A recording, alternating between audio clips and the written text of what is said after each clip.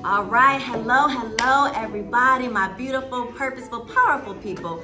We again are here at Tech Fest Live, and I'm sitting in one. Okay, first of all, let me say every workshop has been amazing. Right. This is a place of amazing people, and just like the tracks like, right, Theo? I gotta tell you all, this workshop was so powerful.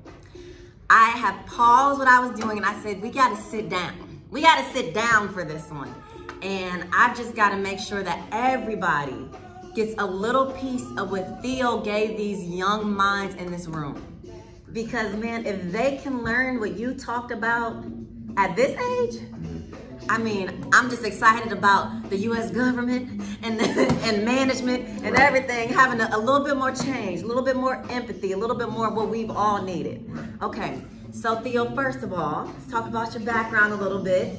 Okay, so played ball. Yep. Okay, tell us a little bit more about that before we get into majoring in mathematics and then, you know, being over the entire math department for the students and then now just motivating all of them, what you love doing. Got you. So I played professional basketball in Dominican Republic, Spain, Nicaragua, and in Finland.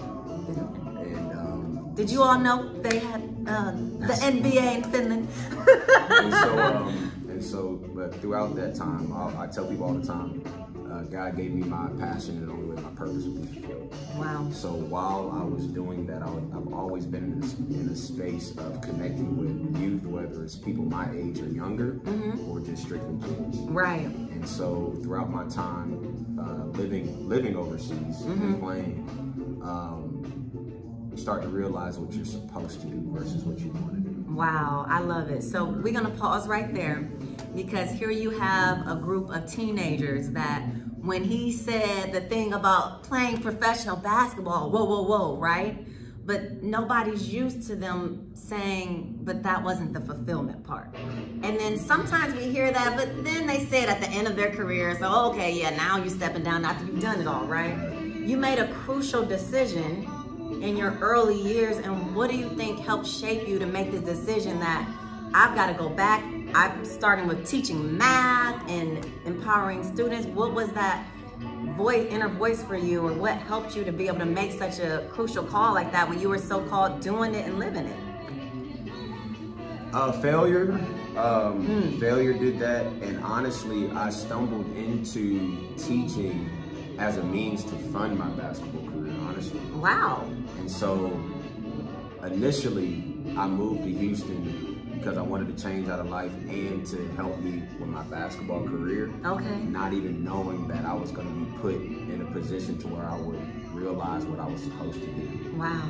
And so the motivation that I was able to give kids because of something that I was pursuing, and never been that close to somebody like that, allowed me to see, okay, I can also have an impact on kids without dribbling the basketball. Yes. And so I've always been in a place to where I was supposed to connect with people. Right. I just didn't know what I was connecting for. Wow. I love that. Wow. Have any of you ever felt that way, that you know that you're supposed to do something more, you know you're supposed to do something different, but you don't know exactly what it is? So we just talked about the word, we just had Alan Thornton, and we talked about trust the process, right? And just to keep following, you know, your journey, which is what you did. So you majored in math, and then you end up over an entire mathematics department. You said I was a math department. Right. So you did that for 5 years, you said? 5 years. Okay. So I started as a sub and then became a permanent teacher. And just to give a little background of the school is right in the smack dab in the middle of the 3rd Ward, and they moved out to like the Midtown area, Midtown 3rd Ward area. Right. And we went from literally last in the state. Now there's a B borderline A grade at the school mostly because the math, pushed it to the next level. Wow. You all see what he did there, right? He never said because of me, and that's so beautiful because clearly we know that you were a huge part of it. So that's incredible, especially to get people excited about math. Right. What made you want to major in math? I'm sure when you stood up there over they may expect someone who looks like you to be over the coaching program, but not math as well, and you're passionate about math. Right. And so math has always been easy to me because that's how I think. I think real logically. And so I originally was civil engineering in college, but because I transferred for college basketball, smaller programs didn't have a civil engineering, department. Right. And so when I got to my last university, I laid it late before I transferred back to FAU.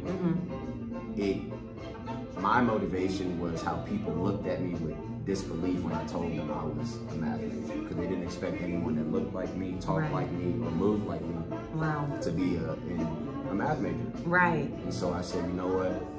I'm going to show you that I can do this and do this well. Right. And so not only did I get my degree in mathematics, I cracked the code on how to relate and get kids to connect with math.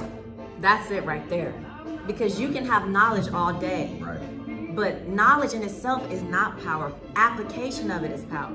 But even more so, I love what you just said, that communication married with the mathematics. We always look at these things as separate, right? You're either communications or you're a math person. Right. But we need to understand the power of having communications in the areas that we need them the most, because that's how you serve the youth. Very true. So I love it. I love it. Okay. So I got to tell you all what stood out to me the most about his workshop. I was trying so hard to let the kids put your hand down, girl. That's what I was doing. Put your hand down and let the baby speak. This is daytime. But you all know me. Okay. So he's a life coach, very clearly, also a trainer, and runs a nonprofit organization that teaches the kids about mentoring. Up here in the presentation, you may be able to see it says, asking for help is bravery. And you gave a scenario about drowning. Yes. And I am a philosopher. I love analogies. I love just anything that the universe can give us to help us to understand our purpose better. I hadn't heard that. Yeah. Please explain Please explain to them this analogy about drowning and why that's so important. So in preparation for this presentation, my mentor helps me with presentations. Okay.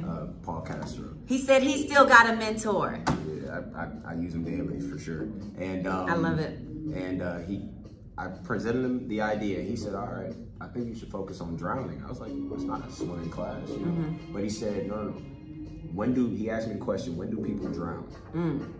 And I was confused. And then I actually went into research myself. It's like people actually drown when they're underwater and their body is at a point of like almost paralysis. And there's this moment of calm right before you actually drown. And the lifeguard can't see that. You can't see who's underwater, right? But it's those who's waving, kicking on the surface in the process before they drown, they actually get saved. Wow. And that's a metaphor for how people move in life. Wow. It's those who are prideful and keep it in and think they got to do it themselves. Those are actually the ones that drown. Wow. But the ones who are waving and kicking and asking, right, they get the buoy and they get saved. I cannot. When you said that, it was so mind-blowing to me, because I know that a lot of the students in the room have parents. And so this is, when we talk about breaking generational chains, it doesn't always have to be something so dramatic. Right. What we think is traumatic. It can be something as simple as the daily habits that we see breaking our parents, breaking the people around us, not asking for help. And the thing is, we grow up in America with this idea of self-dependency to the point where it actually cripples us. Because when you listen to these testimonies of some of the biggest business innovators and everything, they did not do it all on them. They did not pull up themselves by their bootstraps, per se. I'm not saying that they weren't innovative and that it wasn't their ideas, but so many of them had what you had. They either had mentors or resources, and why should we be ashamed of that? Why should asking for help is bravery, okay? So I just love that so much. Theo, it was so powerful. Thank you for doing what you're doing. Any last words to the audience? I'm gonna make sure I've got your name, your links, everything, but I want you to continue to shape the mindsets and the motivation and the purpose of not only young people, but everybody, you know, because you may have been giving that message to them, but there's so many things that you said. You just saw my piece of paper. He actually asked everybody to, if there's somebody that you've been scared to say, you know, you want them to be your mentor, write their name down right now. And as a speaker, I'm definitely like that person that's always telling people to write things down. So I'm like, don't be sick. He just said, don't be prideful. You write down, and I'm gonna follow up with that person. But any last words? Yes, actually. So there's 3 things that stop us from asking for help. It's pride, perception, and fear. Pride, perception, and fear. And then when it comes to going after something, this is something that was on my spirit this morning. No one ever has it all figured out. Love it. Yes, You know, say the it. person who first created the wheel didn't know that a machine was going to be tied to it. And yet, they were still heralded for what they knew at the moment. That's right. So never limit your pursuit of a goal because you don't think you know enough yet. Yes. Go for it. Say it. And then you'll I figure am. out. And then you'll go. I will. Yeah. I mean, you're talking to them, but You know, and then you'll figure out on the way. And then on the way, that's when you learn what is it that you need. Because the one thing that people underestimate when it comes to trust the process is something that I focus on in my nonprofit. Is yes, we trust the process, but then how do I handle the changes in this process? that's right. And that's what I focus on when it comes to TP6, the Pivot 6. The Pivot 6, how do you handle the changes in the process? Theo, thank you for stepping out. Thank you for everything that you're doing. I mean, there's so many nuggets you said, and he just left the math department, which he loved. That was his passion, that was his baby, right? But then he felt the next part of his calling. So I just want to commend you, and I'm so glad that I snuck in your workshop. Appreciate it. All right, thank you. Thank you, Tech Buzz Live. Woo! I appreciate that. All right, no problem. I'm gonna edit this last part out. Of course.